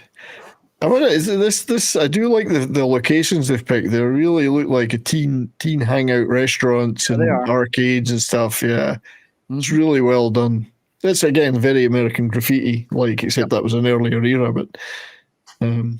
But you can tell by the wardrobe it's the 80s, just because pastel colors and stuff like that. Yeah. They he was supposed to give him his grandmother's house's keys, and because he's jealous of the dude, he's not going to give him up. Well, that's right, and he's got this other plan now. The other plan is it's hooker time. Yeah, it's the plan that's he's blaming him for you're not one of the boys. It's not realizing he's the problem. He's the one that's just being a cock blocker is what he's doing, man. Yeah, snorting. When I said motorboat, that's not what I meant. They ended up in the water. So, yeah, good stuff, guys. Good stuff. Time to go see the girl in the corner. Yeah. And I mean, Rick doesn't want to be there. No, it's the other two have dragged him there, and he's like, "It costs money." Now he's with him. Yeah, $30, $10 each. And I think this too, I imagine, and I have to say I imagine because I've never experienced this, has to be a more realistic depiction of a street exchange. I would imagine than Pretty Woman or some other. Right? Like, this is not glamorous in the slightest. No, look at this. It's an old rat-infested garage. She's not in the best of shape. Mm-hmm. There's some comments made about that by the trio, Yeah. Things are not necessarily at their best down there. No. It just makes you think, oh God, no. No way. What's going to happen here? Right? I mean, the actress sells it really Jerry well. gets right to the point of action and can't go through with it, right? Yeah, the actress sells it really well, but yeah, she does. She's great. Yeah, and like, just you would not want to be there. No. The old furniture. And she's razzing him as he leaves. You got a lot to learn, kid. You know, and blah blah blah. And then he goes and pukes up. Yeah, he throws up. Yeah, he's had a look at what was what was on the menu, and he doesn't like. Look at the hooker. She says, "Come on, fat ass, it's your Her name is Tim, and she does engine work on BMWs." Right. Oh man, it's just horrible. But they all go through with it. That's for sure. It's like a busy day for you today, huh? It's so awkward. And then comes the consequences. The consequences of your actions, yes. Consequences. They get a little itchy down south, don't they? Indeed. He comes on, like, he's in the classroom and he goes, Rick, and burning up here, like everybody else can hear them. Right. In the middle of a test where they're supposed to be quiet, right? My balls are burning. Everyone else is like, can't they hear that? Yeah. My balls are burning up. And he says, you got me into this. I'm dying. It hurts. I would not be sitting next to those guys in the class. No, not a good idea right now. I noticed they're studying the metric system there. That never caught on, did it? That's good for that's what you get for going crowd. Now here's the bright idea. Yeah, we're gonna kill him with chlorine, right? And again, who wants to be in that pool knowing right, that? That's what I was thinking. Holy shit! It makes you think public swimming pools are not necessarily the best places to be. If you think about it, this stuff is memorable. There's still humor in this stuff.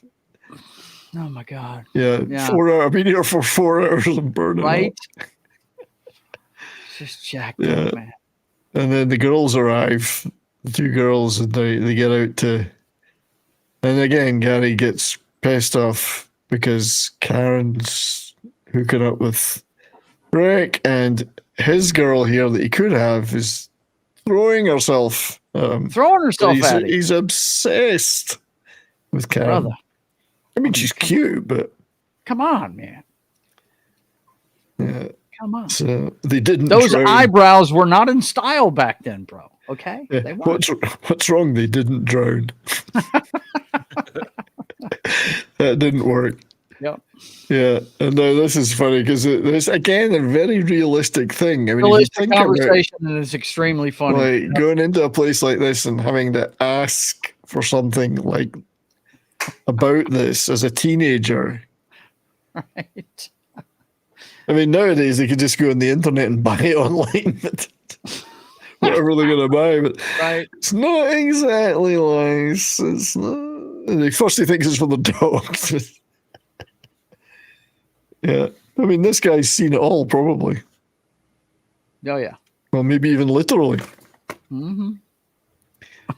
So it's down there. It's down there. And he just starts laughing. Crabs? Yeah. Oh, God. Not what it used to be in my day. I think I have one. It's down there.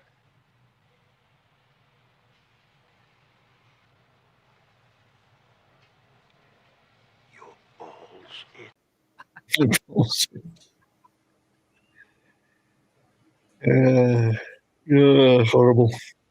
Yeah. Yeah. That wouldn't be fun. Yeah, they're learning a lot of life lessons. Yes, they are. Whole point. Yes, they are. Yeah. But this is all Gary's fault. Yes. All that is Gary's fault. All the jealous guy's fault. Yeah. Because he wanted to block homeboy from hanging out with his girlfriend. Oh, yeah. That's jacked up, man. It is. Instead of just bros first. Bros. I mean, come on. That's the rule, isn't it? Bros before hoes. Come on, man. You still crab be gone. Yeah. So very funny comments in the chat today. Thank you all for being there and chatting away. I'm reading it right now. Silas says crab away spray with menthol. Now with menthol. Yeah, and Rumble too. Thanks to everybody for being over there. Oh my God. Small crowd. You're a small crowd, but you're beautiful. Probably one of the. I don't know if this is that obscure a canon film. A lot of people have heard of this movie. There's some really obscure ones we've yet to do, but thinking The Barbarians might be in line to be done. If you've ever seen that one, that's a funny one. Oh, Mad makes his appearance again. There it is. Oh yeah, yeah. She's totally in the buff in that scene. Yeah, that's when Homeboy makes the ultimate score. Yeah, and he's pissed off because he's so happy. I mean, just sulking, brooding. I know. Jesus. We would call this guy a punk back in the day. I would say. Yeah, he's not like a punk. Instead of being happy for his pal, he's. Yeah. No, I don't know if Dustin's frozen or his head's just down. Oh no, his head's just down. He's here. Yeah, and he's like. The thing is, it also pisses Gary off because Rick there is casually talking about it. Like I scored, and girl, with each passing day, he's put this girl on such a pedestal that he can't even listen to bad things being said about her, right? Yeah. Yeah. I think The Barbarians, maybe the next movie we'll do. Next Canon Film Club, maybe next month. Well, I'll say next month, probably into May, but so yeah, I mean, he's pissed off that his friend is just treating it so casually. Yep. And of course, they weren't using protection, which it's a Christmas movie. We could put this in the best Christmas movies ever. It's a Christmas movie. Yeah. This guy's done with her now. He's done with her. Yep. Done. We're history. Thank you very much. Well, he's playing hard to get, and he's the guy that we all knew at school, the bad boy. Yeah. And that's just going to make her want him even more. Right. The bad boy. But of course, she's run into a little problem here, which I don't know how much we can talk about on this platform. She may well be. She's ordering for two. She's the stork, expecting a stork. Expecting a stork. Yes, except she doesn't really want to expect a stork. So guess who comes to the rescue? Yeah, so she's in a bad position. Bad guys abandoned her, and Gary's in there being Mr. Nice Guy and true love, blah blah blah. So, yep. This was handled a lot better in Fast Times at Ridgemont High, if you ask me. But I think we know guys that would have done this. We know guys with low self-esteem that would have done this. You know what I mean? And what we're talking about here is gives her a place to stay, right? The grandma's house. Yeah. Comes up with the money for the procedure and all of that. He sells his stuff. He sells all his stuff. And he believes that she's now with him. So this also is very, I hate to say it, is very realistic. Yeah, it is. A cute girl playing off a couple of guys, playing off the friend to get back with the bad boy, etc., etc. This goes on. We all know it goes on. Yep. How cynical are we? But if if you're tight friends, this isn't going to get in the way of things like that. Yeah, and he's in love with her. He's upset, or he's what's the word? He's a crush on her. Well, the modern day term is simp. He's willing to do anything for her. A crush, and he will do anything. And he's convincing himself that her response is going to be real, but really he's a safe harbor for her right now. Right. Now look, guys, she's not asking for any of this stuff. He is offering it all himself, trying to score points. This is where he's going down the wrong way. Show some self-esteem. Yeah, offer help, but it's ultimately her decision what she's going to do, right? And he's persistent, and he thinks she's coming around. He's trying to do, I understand what he's trying to do. He's trying to be chivalrous and everything, but he's over the top with it. He has expectations. That's the problem. He has expectations. Well, yeah, he's doing all this good stuff because he wants something out of it. Right. He's not doing it just because she needs the help. He's an MCU fan. He's an MCU fan. But from this point, because from that point onwards, when she confronts Rick in the library, and then Gary confronts Rick, there is not a humorous moment in the movie. No, there isn't. The third isn't. act is entirely real drama. Yeah, it's drama. Yeah. He's collecting up all the money that's been saved up. He's taken his stereo and everything, going to pawn it for the procedure and everything. And was it his or was it his grandmother's? It was probably his grandmother's. Yeah. Yeah. She left a nice radio. He did say that. Yeah. He did say that. Yeah. Yep. And the whole sequence is just, I don't remember, what song were they playing during it? I don't remember that. I'm not entirely sure at this point. And I couldn't clip too much stuff. But no. So yeah, anyway, he's busy.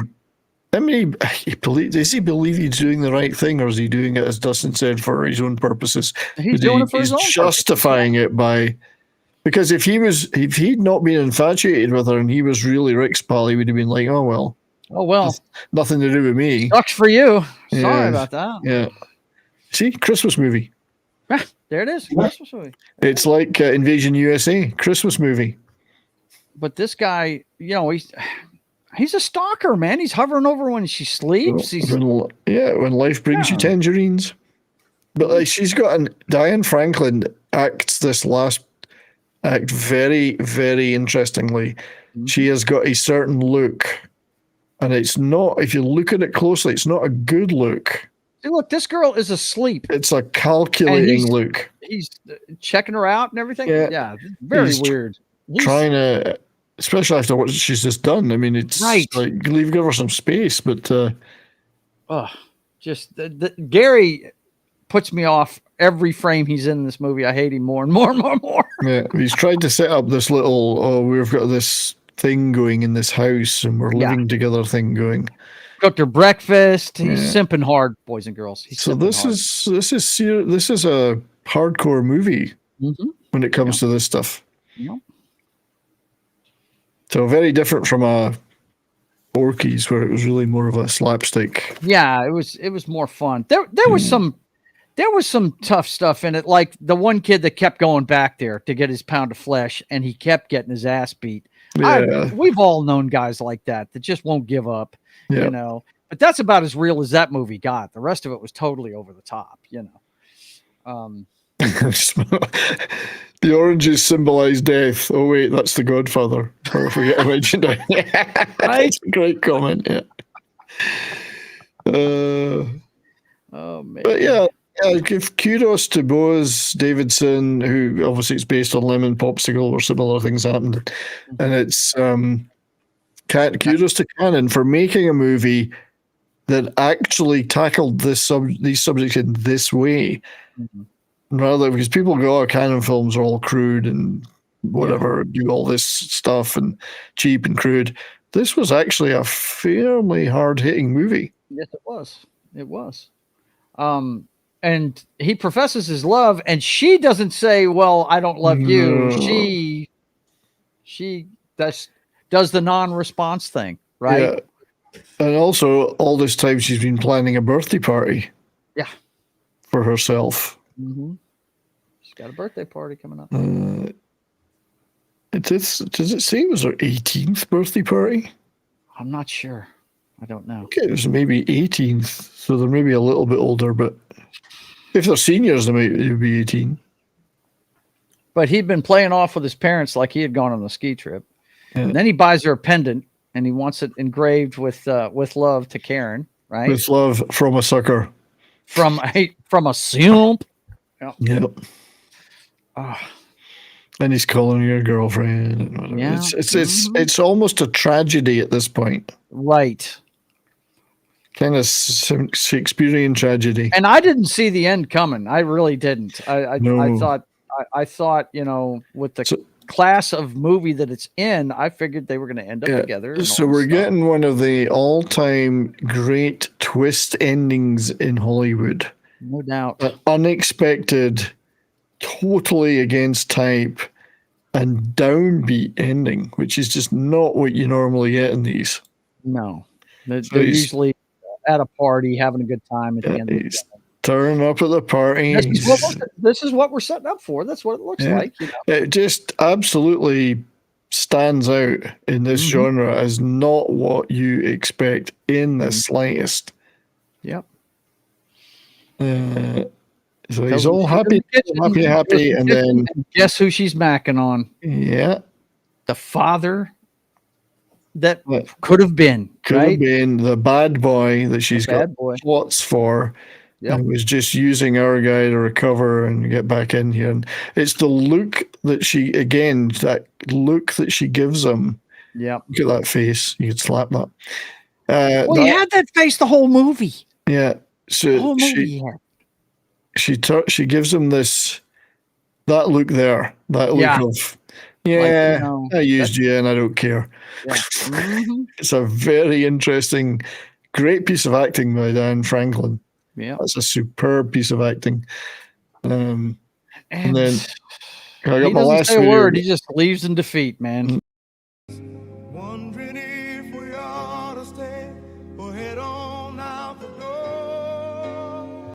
She's like, "What are you going to do about it?" Yeah. This absolutely did an ending where it was cold ending.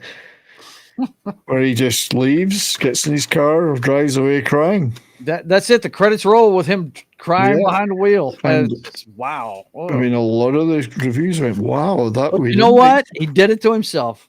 He put himself in that position. He did. But I got to give them absolute kudos for that ending. It just absolutely, man, incredible. So that is a film. That is a warning to all sin. Do not. I mean, okay, so you have to it's a two-way street here because yes, he shouldn't have simped so hard for her. He shouldn't have been trying to do all these things. He had ulterior motives. He wasn't the good guy in the situation by any stretch of the imagination. No. And she was also not a good person. No. So I think that's the big issue when someone who is not necessarily the best person and they're trying to play they are the good person going after someone who obviously doesn't like them. And then they let them do all this stuff. So you've got two shitbags kind of button heads, and then it kind of turns out that way. I mean, you can't really feel sorry for either one of them, really. No. He's not a very clever person, and she's not a good person. Rick's just being Rick. Yeah. And she should recognize that, and maybe she does, and so should he. I like Tim says, time to go all wild bunch on this party. That's probably what would happen in real life. That's the you see this. I mean, you see this in people, you see this in people people you have known. You see it playing out in real life all the time, and there's nothing you can say to somebody typically to get them to not do that to somebody. Like, right. How do you how you have somebody in your life that is kind of infatuated with somebody, and they have a relationship, and it's not the relationship that he wants, but he's willing to put up with that relationship because he's hoping it will turn into the relationship that he wants. Right. And there's nothing you can say to that person that makes them. I mean, this is a little more. I'm trying to be vague for a reason here. I know. But but it's just. You know what it is. You know what's coming, and there's nothing you can say to that person because they're never going to listen to you about it. Because they've got to learn that lesson the hard way. Yeah. Well, Snorty says here, and I think this is very true in my estimation over the years of what I've seen. The only joy here is she's going to wind up old, ugly, and alone, and Mr. Cool is going to dump her in real life. Yeah, he certainly dumped her before. Yeah, he's already done it once. He's got no. He's an idiot for even being back with that guy. He's got no intention of getting hooked. He's going to use it for what it's worth. The situation. So there will be no happy endings for everybody, for anybody. Well, certainly not for Smile X, who says, if you're at the movie, well, my date isn't finishing me off after that ending. 2 out of 10. 2 out of 10. Yeah, right. That's exactly right. This is not the movie to take your girlfriend to. Yeah. Imagine coming out of that movie after seeing that in the cinema and a date, and they're all laughing at the stuff that goes on there, and then at the end you're coming out there going, "Oh my god!" Wow. You done bought the movie tickets, you bought the popcorn, you bought the soda, you bought the milk duds, you bought all of that. You drove them there. And you may even took them out to dinner first, you know what I mean? And then you're going to see this and go, Fuck. Wow. Only happy endings will be giving later by the hook. Yeah, but there'll be regret after that too. There was regrets after that. So it's a dark ending which sets it apart from every other one of those movies we talked about before. I don't remember any of the ones I've seen that had that dark an ending. No. Usually there's some kind of happy ending and everyone's whatever. And even if the guy doesn't get the girl, they have a party and yeah. Sorry, Dustin. I was gonna say I think Kids is the only movie with a darker ending. Oh yeah. Anyway, there it was, a significant movie in canon, as it were. Yeah. The Last American Virgin. I believe there are none left now. So. Well, it depends. You know, Steve Carell was the 40-year-old virgin. He was the 40-year-old virgin. He was still out there somewhere. Yeah. Well, even that movie had a happy ending. Mm-hmm. So, I enjoy. I think it's actually a really good movie. Yeah. The funny stuff is funny, but I think it works really well as a slice of life growing up. It shows some of the realistic stuff that can happen to teenagers. And yeah. Absolutely. So, like I said, I think Fast Times dealt with the subject better in the third act, a lot better. You know, it was the brother that was helping out the sister kind of thing. And, you know, and the big difference in that movie is the one guy that got her in trouble knew the other dude dug her, and he did it anyway. And yeah, there was no a piece of garbage. You know, the only guy that comes out of this with any honor is David, the chubby guy. Yeah, the chubby guy. He's done nothing to nobody. Movie, he didn't do nothing to nobody, and the girl with the glasses. Yeah. Who deserved better too, but the sequel, Revenge of the Last American Virgin, that would be a canon slasher movie. But they were going to make a sequel. It would have been the same people, and it would have been on a cruise ship. So the three guys might have got back together as friends again. Is the implication if there was a sequel? Didn't you say they were under contract for 3 flicks? They were going to make multiple movies. Yeah, so I guess we'll never know. We can watch the Lemon Popsicle sequels. Yeah, have you watched those 3? No, I've only ever watched the first Lemon Popsicle. I never saw the sequels, so I have to go check that out then. Yeah. Yep. The Last American Virgin meets Enter the Ninja. Well, it could be Ninja 4 American Virgin. Anyway, thank you everybody in the chat for all the fun comments and stuff, and I'm glad you enjoyed it. You're all here. I do appreciate your contribution. YouTube, I can see you over here chatting on Rumble, on X. Last American Virgin 2, Electric Boogaloo. I was going to say something. I know that the timelines are too far apart, but it would have been like what is the Last American Virgin 2, Columbine? Wow. That's harsh. That's harsh. Oh, that is harsh. But I mean, you know, this is a harsh movie. It's got some harsh subject matter. But it may have had a scene like this in the sequel. You lost your edge. You're the loser, punk.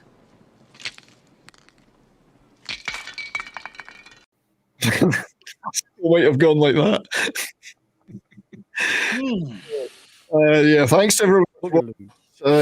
Click the like, share it out, subscribe, all that stuff. Really appreciate your subscribers. Thank you, Countess. Now, every subscriber helps. I'm heading for 2,000. Yeah. We're almost there. You've got to push me over the edge, and I'll get a happy ending if I can get to 2,000. You got to edge him to that happy ending. And also check out the memberships. Guys, what would you like to plug on the way out? Just check out all our channels and subscribe. These are some great guys for sure. Yeah. Links have been in there. And thanks to D-Bud Martin, as usual, for doing such great modding. Appreciate it, mate. You're a standout guy. Imp, anything you want to plug?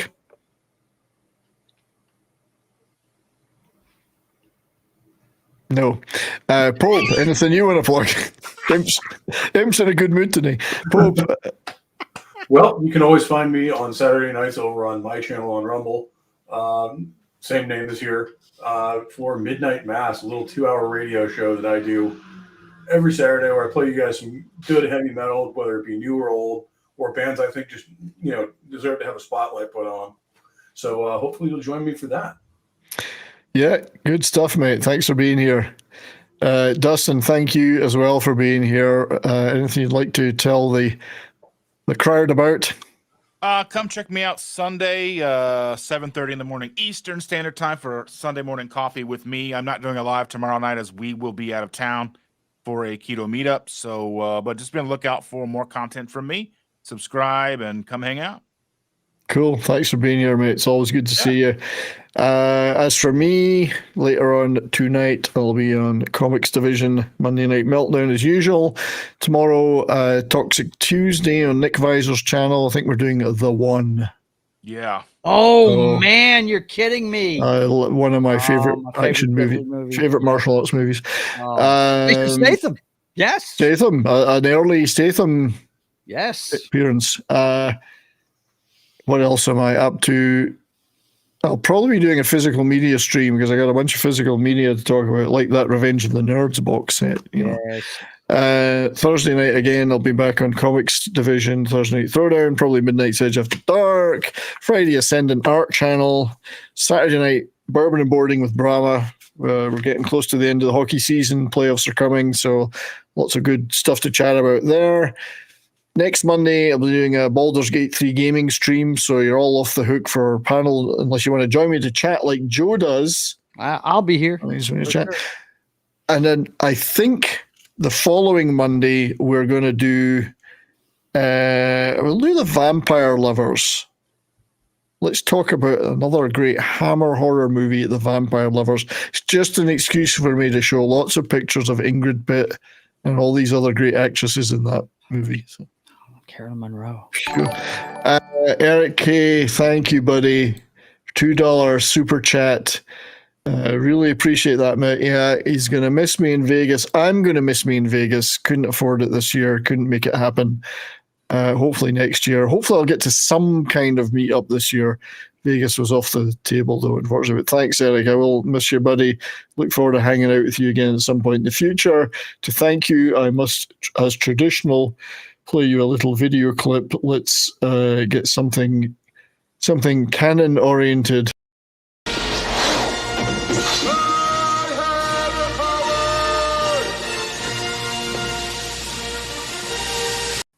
Oh, I forgot. Thursday night I will be on Roman of the Empire's channel, 5 p.m. Pacific, 6 p.m. Mountain Time, where we're talking about the movie CBGBs and the whole music scene around that, the sort of punk new wave scene in the late 70s.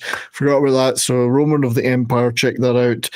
And check out the playlist on my channel of all these Canon Film Club stuff we've done. There's quite a collection there now. It's a really fun stuff. It's an eclectic collection, too. Yeah, we had a lot of different kinds of movies there. Yeah, we've had some fun times on these streams. I'm very proud of them. And proud of you guys. Proud of you all. So proud. So, till next time, everybody, stay well and keep on rocking.